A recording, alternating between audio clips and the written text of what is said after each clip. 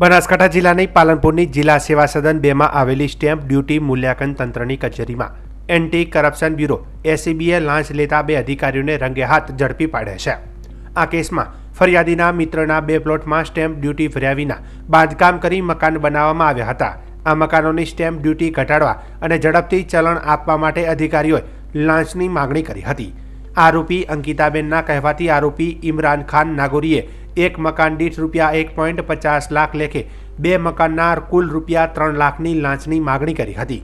ફરિયાદીએ લાંચ આપવાની ના પાડી અને એસીબીનો સંપર્ક કર્યો હતો। એસીબીએ આયોજન મુજબ છટકું ગોઠવ્યું હતું।